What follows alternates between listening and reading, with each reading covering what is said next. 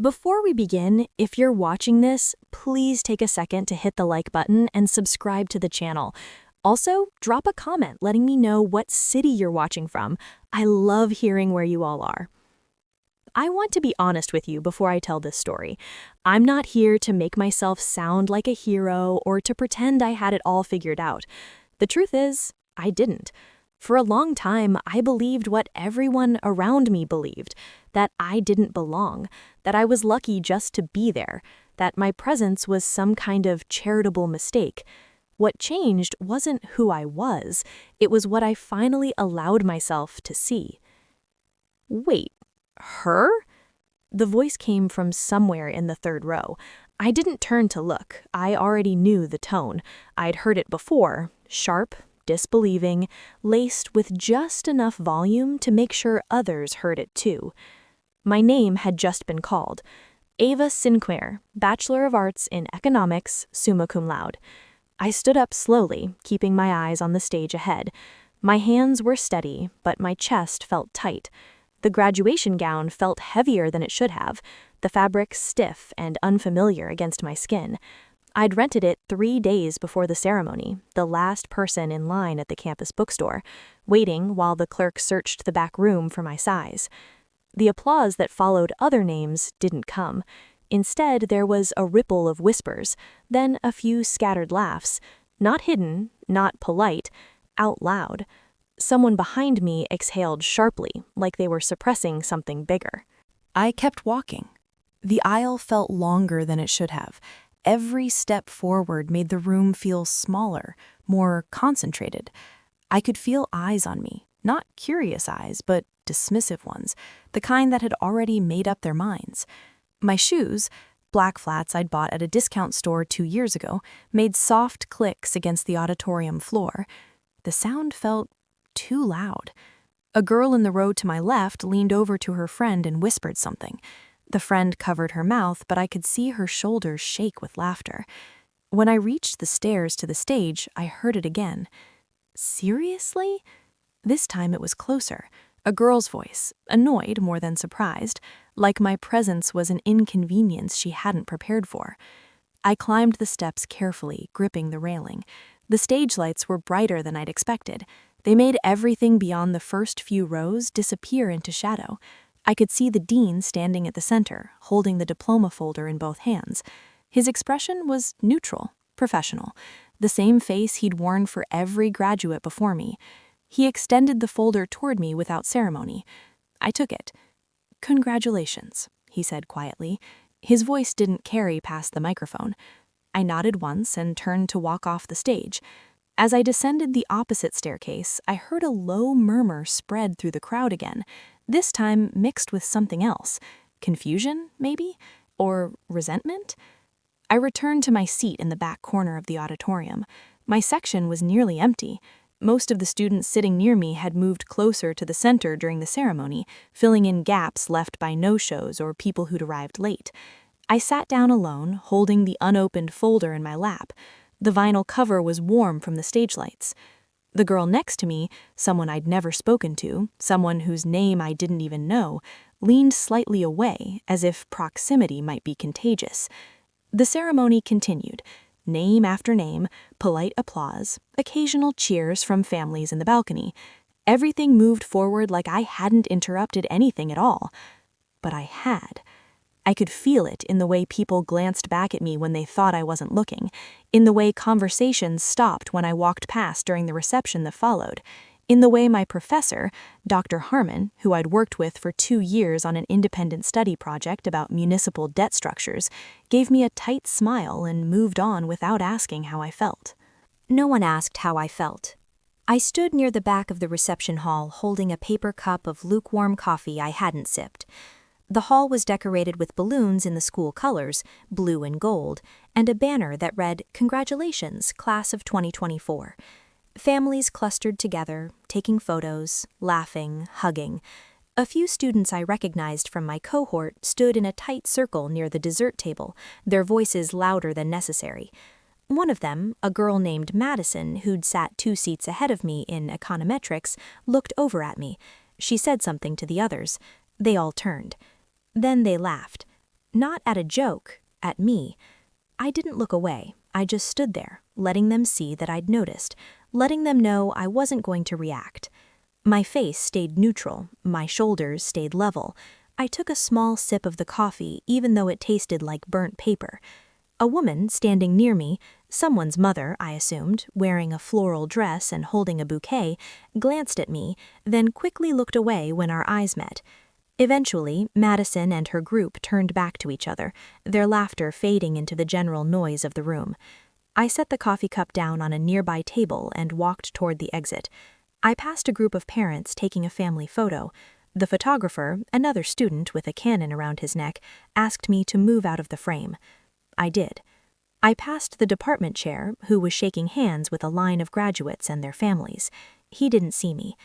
I left the reception early. No one noticed. The apartment I lived in was a 40-minute bus ride from campus. It was small, a studio with a kitchenette, a bathroom the size of a closet, and a single window that faced a brick wall. The rent was $680 a month, which was cheap because the building was old and the neighborhood wasn't desirable. The radiator clanked in winter. The air conditioning didn't work in summer. The hallway always smelled faintly of cigarettes and cooking oil. But it was mine. I'd lived there for 3 years. I climbed the 2 flights of stairs to my floor, the stairwell dimly lit by a single flickering bulb. I unlocked my door and stepped inside. The apartment was quiet. Too quiet. I kept walking. The aisle felt longer than it should have. Every step forward made the room feel smaller, more concentrated. I could feel eyes on me, not curious eyes, but dismissive ones, the kind that had already made up their minds. My shoes, black flats I'd bought at a discount store 2 years ago, made soft clicks against the auditorium floor. The sound felt too loud. A girl in the row to my left leaned over to her friend and whispered something. The friend covered her mouth, but I could see her shoulders shake with laughter. When I reached the stairs to the stage, I heard it again. Seriously? This time it was closer. A girl's voice, annoyed more than surprised, like my presence was an inconvenience she hadn't prepared for. I climbed the steps carefully, gripping the railing. The stage lights were brighter than I'd expected. They made everything beyond the first few rows disappear into shadow. I could see the dean standing at the center, holding the diploma folder in both hands. His expression was neutral, professional, the same face he'd worn for every graduate before me. He extended the folder toward me without ceremony. I took it. "Congratulations," he said quietly. His voice didn't carry past the microphone. I nodded once and turned to walk off the stage. As I descended the opposite staircase, I heard a low murmur spread through the crowd again, this time mixed with something else. Confusion, maybe? Or resentment? I returned to my seat in the back corner of the auditorium. My section was nearly empty. Most of the students sitting near me had moved closer to the center during the ceremony, filling in gaps left by no-shows or people who'd arrived late. I sat down alone, holding the unopened folder in my lap. The vinyl cover was warm from the stage lights. The girl next to me, someone I'd never spoken to, someone whose name I didn't even know, leaned slightly away, as if proximity might be contagious. The ceremony continued. Name after name, polite applause, occasional cheers from families in the balcony. Everything moved forward like I hadn't interrupted anything at all. But I had. I could feel it in the way people glanced back at me when they thought I wasn't looking, in the way conversations stopped when I walked past during the reception that followed, in the way my professor, Dr. Harmon, who I'd worked with for 2 years on an independent study project about municipal debt structures, gave me a tight smile and moved on without asking how I felt. I set the diploma folder on the kitchen counter next to a stack of unopened mail and stared at it for a long time. The gold university seal embossed on the front caught the overhead light. I traced the edge of it with my finger, feeling the raised texture. I didn't open it. Instead, I made tea, chamomile from a box I'd had since sophomore year, and sat on the edge of my bed looking at the stack of textbooks on the floor. I'd bought most of them used, some with highlighted sections and notes in the margins from previous owners. A few had water damage. One had a coffee stain on the cover. I'd read every page, some twice. My phone buzzed. It was a message from my younger brother, Marcus. "Congrats, did you get the diploma? Send a pic." I stared at the message for a while. Marcus was 19, working construction in Pennsylvania, living with our aunt because he couldn't afford his own place yet. He'd dropped out of community college after one semester, not because he wasn't smart, because he ran out of money and couldn't justify the debt. I typed back, "Yeah, I got it. I'll send one later." I didn't send one later. I set my phone face down on the nightstand and lay back on the bed, staring at the ceiling. There was a water stain in the corner shaped like a hand. I'd noticed it my first week living here and had never stopped seeing it. I thought about the laughter, the way it had echoed through the auditorium, the way it hadn't stopped immediately, the way it had lingered just long enough to make sure I heard it. I thought about Madison's face when she'd looked at me. Not angry, not mean, just dismissive, like I was a curiosity, a mistake that had somehow made it this far. I thought about the girl who had leaned away from me. I thought about Dr. Harmon's tight smile, the way he'd looked past me even as he was looking at me. I thought about the fact that no one had congratulated me except my brother. I didn't cry. I just lay there, letting the thoughts settle into place, arranging themselves into something I could look at clearly. Then I closed my eyes and eventually fell asleep in my clothes. The next day, I went back to campus to return my library books. I didn't have to. The due date wasn't for another week, but I wanted a reason to leave the apartment. I wanted to feel like something was finished. The campus was quieter than usual. Finals were over. Most students had already left for the summer. The quad was empty except for a grounds crew trimming hedges near the main fountain. The air smelled like cut grass and hot asphalt. It was late May, and the temperature was already climbing toward 80 degrees. I walked slowly, taking in the familiar buildings, the pathways I'd walked hundreds of times. Part of me wanted to feel nostalgic. Another part just felt tired. The library was almost silent. The main reading room, usually packed with students during the semester, was nearly empty. Just a few scattered individuals at study carrels, their heads bent over laptops or notebooks. I walked to the circulation desk and placed the stack of books on the counter, 7 in total, all related to economic theory and statistical modeling. The student worker, a guy I'd seen around but never spoken to, scanned each book without looking up. He had headphones in. I could hear the faint buzz of music leaking from the earbuds. Hip-hop, maybe, something with a heavy beat. "You're all set," he said flatly. "Thanks." I turned to leave, then stopped. There was a bulletin board near the entrance, covered in flyers for summer internships, study abroad programs, job postings. I walked over and scanned the listings, not because I needed them, but because it felt like something I should do. Most of the postings were dated from weeks ago. A few had already been taken down, leaving behind torn corners and thumbtack holes. The remaining flyers advertised positions that required experience I didn't have, or connections I couldn't access. One flyer caught my eye. Seeking research assistant, economics department, paid position, apply by May 30th. The position was listed under Dr. Eleanor Voss, a name I recognized from published papers but had never interacted with personally. I knew she was a senior professor, well-respected, known for rigorous research on income inequality and municipal fiscal policy. The description was brief: assist with data analysis, literature review, and report preparation. Strong quantitative skills required. Undergraduates and recent graduates encouraged to apply. I pulled out my phone and checked the date. May 29th. Tomorrow was the deadline. I took a photo of the flyer, making sure the contact email was visible, then left the library. That evening, I sat at my kitchen table with my laptop open, drafting an email to Dr. Voss. I wrote 3 versions before I settled on one that felt right. Not too eager, not too formal, just professional enough to be taken seriously. The first version was too apologetic. The second was too stiff. The third felt close. Dear Dr. Voss, I am writing to express my interest in the research assistant position advertised in the economics department. I recently graduated summa cum laude with a degree in economics and have experience in quantitative analysis, regression modeling, and data visualization. I have attached my resume and a brief cover letter for your review.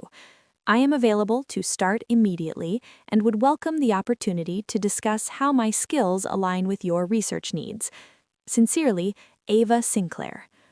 I attached the documents, my resume, which I'd updated that afternoon, and a cover letter that highlighted my coursework and independent research project. I read the email one more time, checking for typos, making sure the tone was right. Then I hit send before I could second-guess myself. The whoosh sound of the sent email felt final. I closed my laptop and stared at the wall. The apartment felt smaller than usual. The silence felt heavier. Outside, I could hear the muffled sound of traffic, a dog barking somewhere down the street, the faint hum of my neighbor's television through the thin walls. I thought about the laughter in the auditorium, the way it had echoed, the way it hadn't stopped right away. I thought about the girl who had leaned away from me. I thought about Dr. Harmon's tight smile. I thought about the fact that no one had congratulated me, except my brother. I didn't cry. I just sat there, letting the thoughts settle into place, arranging themselves into something I could look at clearly. Then I went to bed. 3 days later, I got a response. I was sitting in a coffee shop 3 blocks from my apartment, nursing a small black coffee and reading a book I'd checked out from the public library. Something about behavioral economics and decision-making under uncertainty. The shop was nearly empty except for a couple near the window and a man working on a laptop in the corner. My phone buzzed on the table. I glanced at the screen. The email was from Dr. Eleanor Voss. My chest tightened. I set the book down and opened the email, my hands suddenly unsteady. Miss Sinclair, thank you for your application. I'd like to schedule a brief meeting to discuss the position. Are you available tomorrow at 2 p.m.? My office is in Lawrence Hall, 3rd floor, room 312. Dr. Voss. I read it twice, then checked the sender's address to make sure it was real. It was. I replied immediately, keeping my response short. Dr. Voss, yes, I'm available. I'll see you tomorrow at 2 p.m. Thank you. Ava Sinclair. I hit send, then sat back in my chair, staring at my phone. An interview with Dr. Voss. I spent the rest of the day preparing. I went back to the library and pulled every recent publication Dr. Voss had authored or co-authored. 6 papers in total, published in peer-reviewed journals over the past 3 years. I read through each one, making notes on her research focus: income inequality, municipal fiscal policy, and the relationship between public investment and employment outcomes. I made a list of potential questions she might ask. Why do you want this position? What relevant experience do you have? What are your career goals? What interests you about my research? I rehearsed answers to each one, trying different phrasings, testing which ones sounded natural. I practiced my tone in front of the bathroom mirror, trying to sound confident without sounding arrogant. I didn't sleep well that night. I lay in bed, staring at the ceiling, running through possible scenarios, imagining everything that could go wrong. Lawrence Hall was one of the older buildings on campus, red brick, tall windows, narrow hallways that smelled faintly of old paper and floor polish. The building housed most of the social science departments. I'd only been inside a few times, always for lectures or review sessions. I arrived 15 minutes early and sat on a wooden bench outside Dr. Voss's office, reviewing my notes one last time. The hallway was quiet, except for the distant hum of a photocopier and the occasional sound of footsteps on the stairs. A graduate student walked past me, carrying a stack of books. He didn't look at me. At exactly 2 p.m., the door opened. Dr. Vaz was in her mid-50s, tall and lean, with graying hair pulled back into a low bun. She wore a dark blazer over a simple blouse, no jewelry except a silver watch. Her glasses sat low on her nose. She looked at me briefly, her expression unreadable, then gestured inside. "Come in." Her office was small but meticulously organized. Bookshelves lined 2 walls, filled with academic texts, bound journals, and stacks of papers held together with binder clips. A single window overlooked the quad below. Her desk was clean, except for a laptop, a legal pad, a coffee mug with the university logo, and a small potted succulent that looked like it had been there for years. She sat down behind the desk and motioned for me to take the chair across from her. I sat, keeping my posture straight, my hands folded in my lap. She opened the laptop and pulled up what I assumed was my application. She scrolled through it silently for a moment, her expression neutral. "I reviewed your materials," she said without preamble. "Your transcript is impressive. Top of your cohort, multiple honors distinctions, strong analytical focus, GPA of 3.97. I nodded. "Thank you." She looked at me directly. Her gaze was sharp, assessing. Not unkind, but not warm either. "Why are you applying for a research assistant position? You just graduated summa cum laude. Most students in your position would be pursuing graduate programs or corporate positions. McKinsey, Goldman Sachs, the Fed. That's the typical trajectory." I'd anticipated this question. I'd rehearsed my answer. "I'm interested in research," I said carefully. "I want to understand how economic theory applies to real-world systems before committing to a specific graduate path. I'd rather build a stronger foundation now than rush into something I'm not ready for." She studied me for a moment, her expression unchanged. "Fair answer," she said finally, "but I need someone who can start immediately and work independently. This isn't a teaching role. You won't be running discussion sections or grading papers. You'll be analyzing datasets, running regression models, cleaning messy municipal records, and preparing summary reports. It's detail-oriented, it's repetitive, and it's not always intellectually rewarding." "I understand," I said. She leaned back slightly in her chair, still watching me. "I'm going to be direct with you, Miss Sinclair. I don't hire students I don't trust. If I give you this position, I expect reliability, precision, and discretion. I don't expect friendship. I don't expect enthusiasm. I expect competence. Can you provide that?" "I can," I said. She held my gaze for a few more seconds, then nodded once. "You start Monday, 8 a.m. Don't be late." I left her office in a daze. I walked across the quad slowly, letting the reality of what had just happened settle in. The sun was bright overhead. Students, summer session students probably, sat on benches or lay on the grass, reading or talking or scrolling through their phones. A few were tossing a frisbee near the fountain. I had a job, a paid research position, with one of the most respected professors in the department. I didn't feel excited, I felt steady, like something had clicked into place. When I got back to my apartment, I texted Marcus. "Got a research job, starts Monday." He replied immediately, "Yo, that's huge, proud of you." Then, "What's the pay?"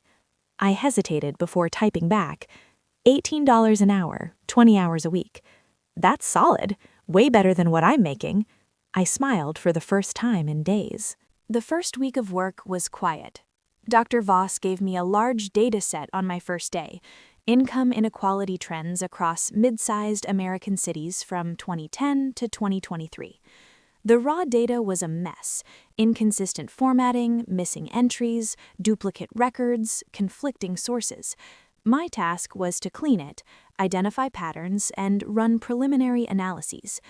I worked alone in a small office down the hall from hers, barely more than a closet with a desk, a computer, and a filing cabinet. The walls were bare, except for a faded campus map and a fire safety poster. There was no window. The fluorescent light overhead buzzed faintly. The building was mostly empty during the summer. Occasionally, I'd hear footsteps in the hallway or the distant hum of a printer, but otherwise it was silent. I liked the silence. I worked methodically, checking each entry, flagging inconsistencies, cross-referencing federal databases, building models in Excel and R. The work was tedious, but I found it satisfying. There was a logic to it, a clarity. Every problem had a solution if you looked closely enough.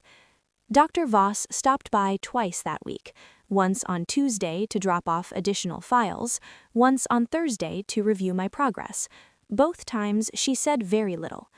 On Thursday, she leaned over my shoulder and scanned the summary report I'd prepared. She scrolled through the tables, checked a few calculations, clicked through the scatter plots I'd generated. Then she straightened up.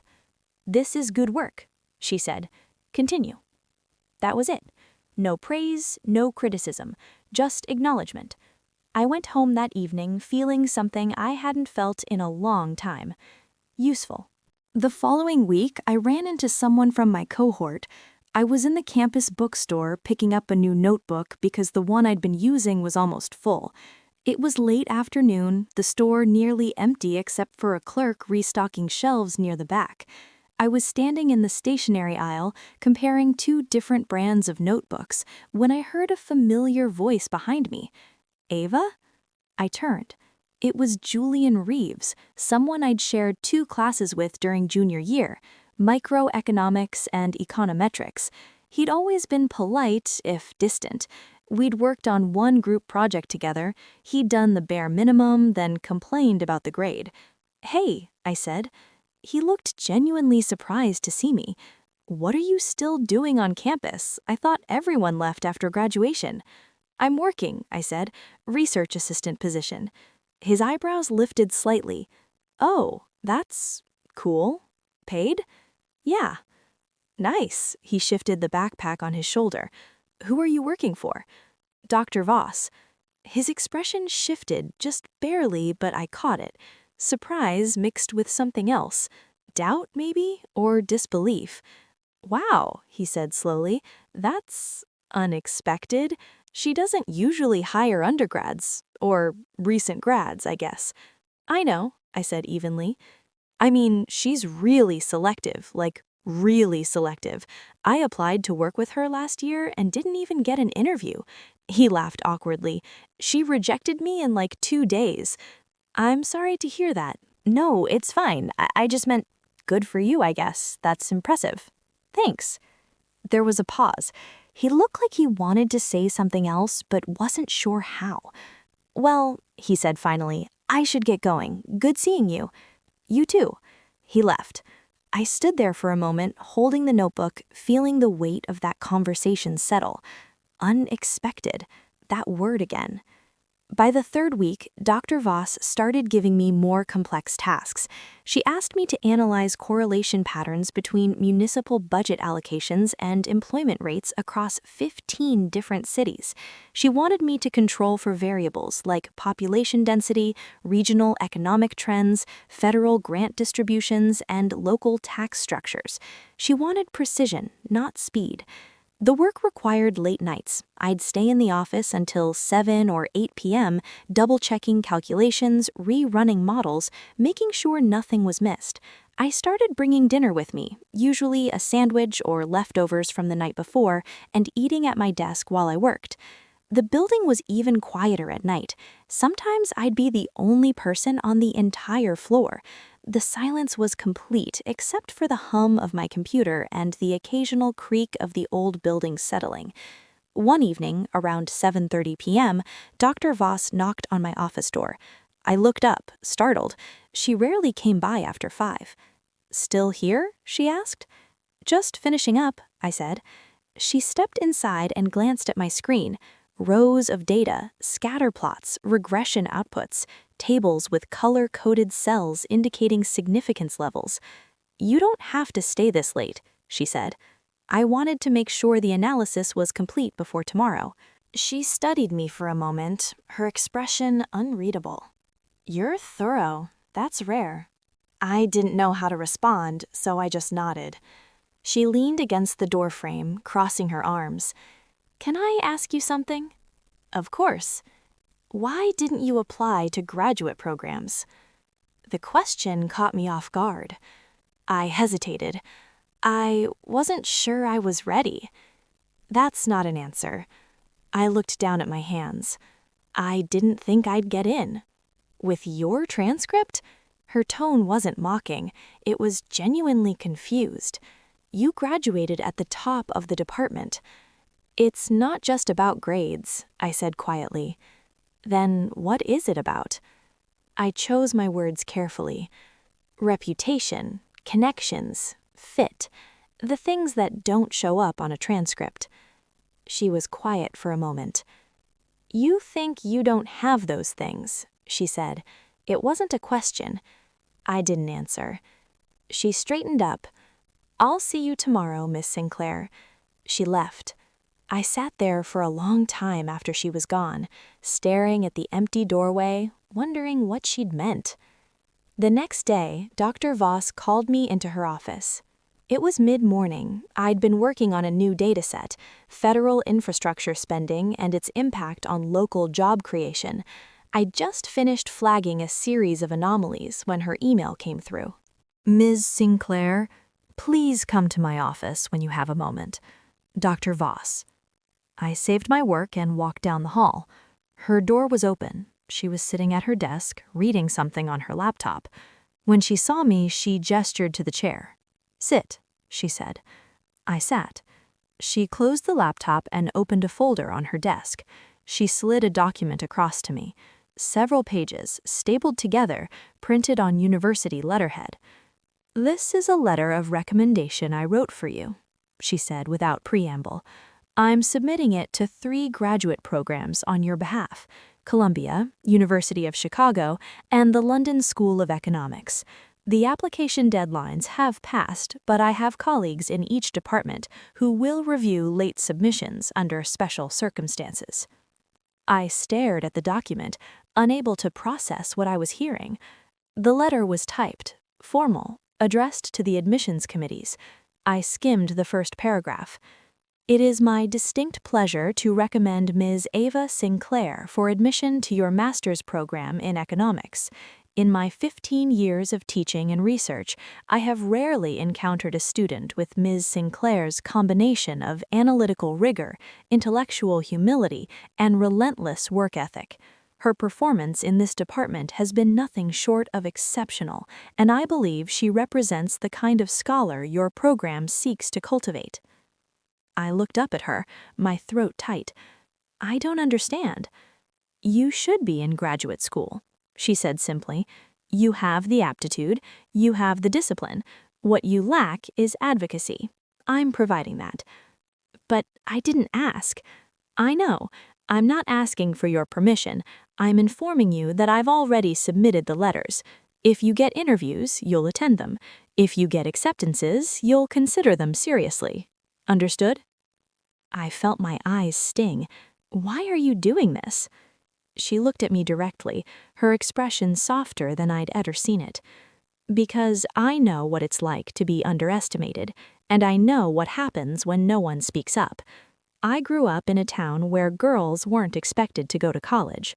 I worked 3 jobs to pay for my undergraduate degree. No one told me I could do this. I had to figure it out alone, and I don't want that for you. Over the next 3 weeks, I received interview requests from all 3 programs. Columbia came first, an email from the admissions director, polite and formal, requesting a video interview the following week. Chicago followed 2 days later. LSE came last with a request for a written statement and a follow-up interview. I couldn't believe it. Dr. Voss helped me prepare. She ran mock interviews with me, asking the kinds of questions she knew I'd face. She reviewed my research interests, helped me refine my statements, gave me feedback on my tone and pacing. She was exacting, critical. She never once told me I was doing well, but she kept showing up. The Columbia interview was first. I sat in my apartment with my laptop propped on a stack of books, wearing a blazer over a t-shirt, trying to look professional from the shoulders up. The interview lasted 70 minutes, 3 professors on the panel. They asked about my thesis, my analytical methods, my long-term research goals. They asked why I'd waited to apply, why I'd chosen Columbia, what I hoped to contribute to the program. I answered as honestly as I could, trying not to sound rehearsed. When it was over, I closed the laptop and sat in silence for a long time, unsure if I'd done enough. The Chicago interview was similar, so was LSE. Each time I felt like I was walking a tightrope, trying to sound confident without sounding arrogant, knowledgeable without sounding pretentious, ambitious without sounding desperate. Dr. Voss told me to wait. "You'll hear back within 2 weeks," she said. "Don't overthink it." I tried not to, but every time my phone buzzed, my chest tightened. 10 days later, I got an email from Columbia. I was sitting in the campus library, working on a new dataset Dr. Voss had assigned. My phone buzzed on the table. I glanced at the screen and saw the sender, Columbia University Graduate Admissions. My hands went cold. I opened the email slowly, my eyes scanning the first line. "Dear Ms. Sinclair, we are pleased to offer you admission to our master's program in economics beginning fall 2024. We were particularly impressed by your analytical rigor and the strength of your faculty recommendation. In recognition of your academic achievements, we are also pleased to offer you a full tuition fellowship and a stipend of $35,000 for living expenses." I read it 3 times before I believed it was real. Then I stood up, walked out of the library, and called Dr. Voss. She answered on the second ring. "Miss Sinclair." "I got in," I said quietly. "Columbia, with funding." There was a pause. "Good," she said. Her voice was steady, but I could hear something underneath it. Pride, maybe, or satisfaction. "You'll do well there." "I don't know how to thank you." "Then don't," she said. "Just don't waste the opportunity." Chicago and LSE both sent acceptances within the week.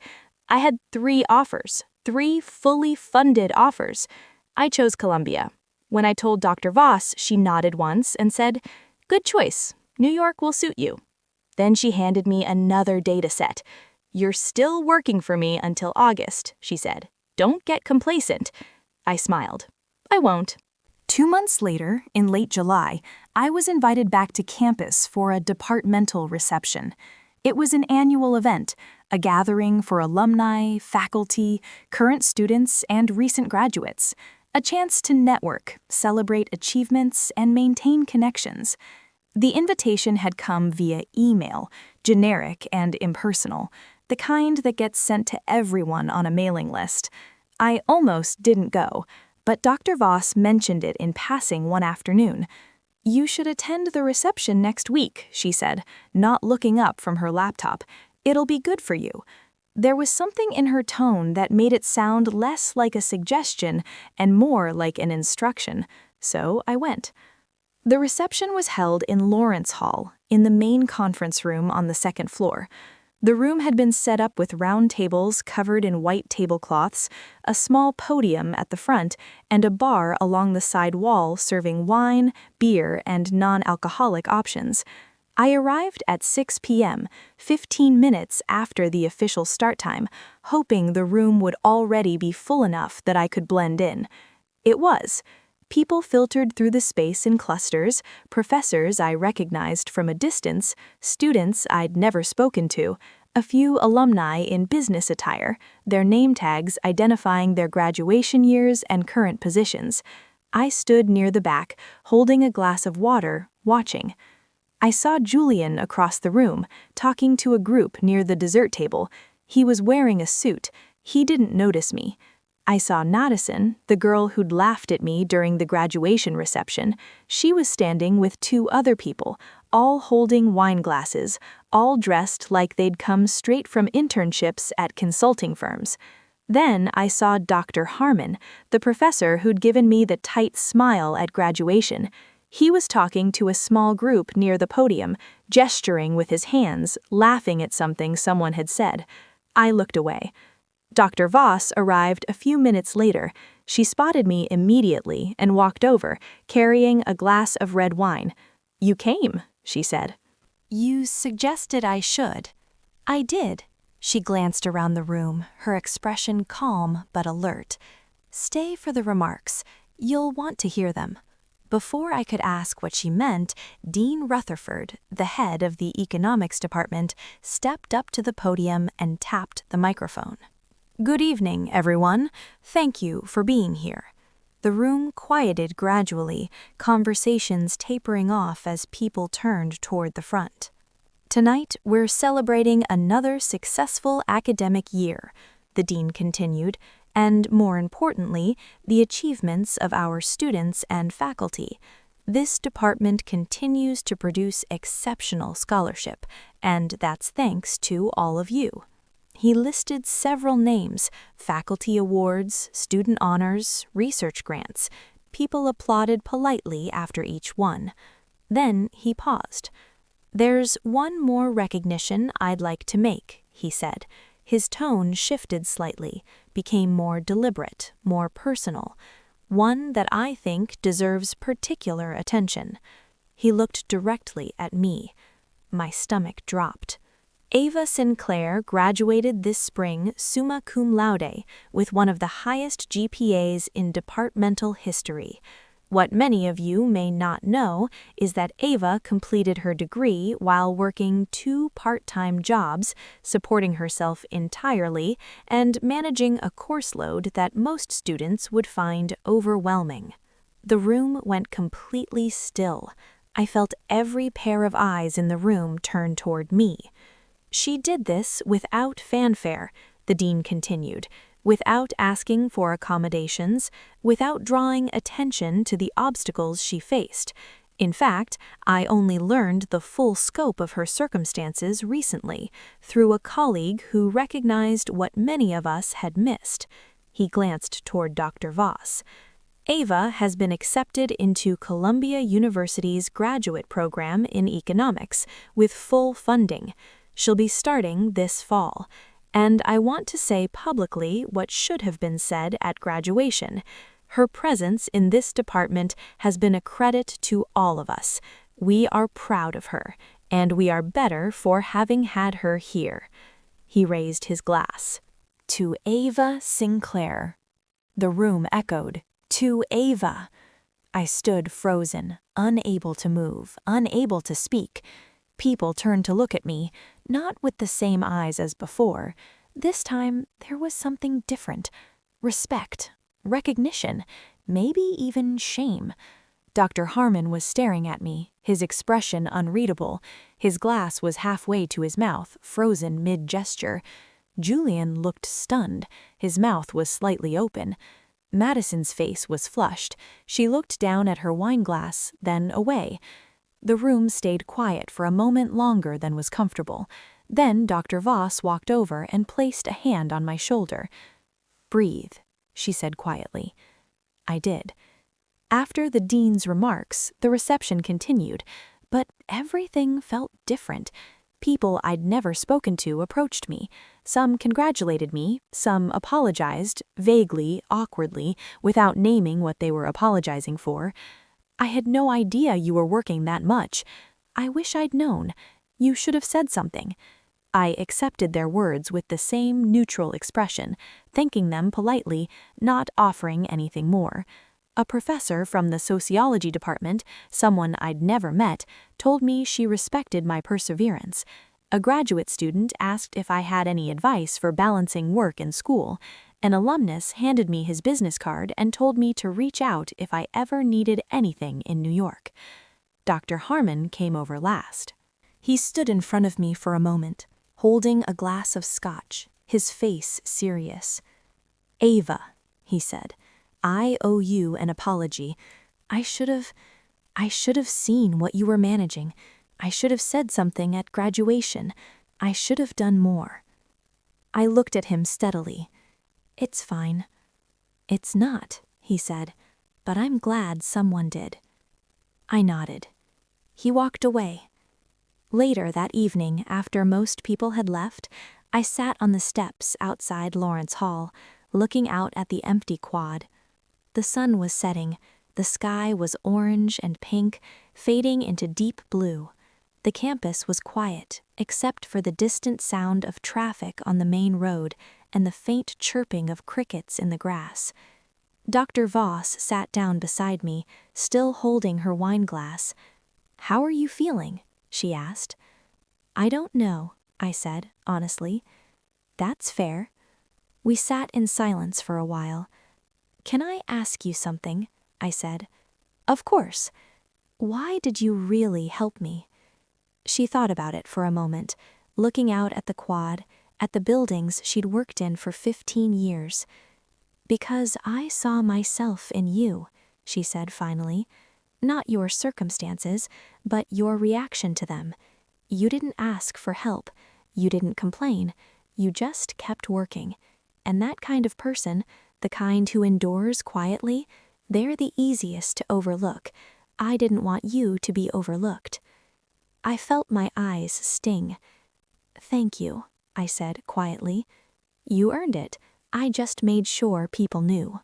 3 months later, I moved to New York. I packed everything I owned into 2 suitcases and a duffel bag. Marcus drove up from Pennsylvania to help me move.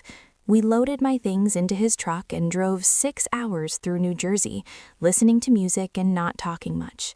He helped me carry everything up to my new apartment, a shared unit in Morningside Heights, 10 minutes from campus. My room was small, barely big enough for a bed and a desk, but it had a window that faced the street. I could see the tops of trees. I could hear the city. "This is nice," Marcus said, looking around. "It's expensive," I said, "but you've got the stipend, right?" "Yeah, it covers most of it." He smiled. "You made it, Ava." I looked at him. "We both will." I started my program at Columbia in September. The coursework was demanding: advanced econometrics, microeconomic theory, applied research methods. The other students were brilliant, competitive, and came from schools I'd only read about: Harvard, Yale, Oxford, Princeton. But I was ready. I'd been ready for a long time. I kept in touch with Dr. Voss. We emailed occasionally, brief updates, research questions, the occasional recommendation request. She never asked how I was doing emotionally. She only asked about my work. And somehow that was exactly what I needed. I never went back to that graduation ceremony in my mind, but I also never forgot it. Because the truth is, I didn't need the dean to raise his hand. I didn't need the public acknowledgement. I didn't need the apology. What I needed, what I'd always needed, was someone to see the work I was doing when no one else was looking. And once that happened, everything else followed. Not because I'd proven them wrong, but because I'd finally proven something to myself.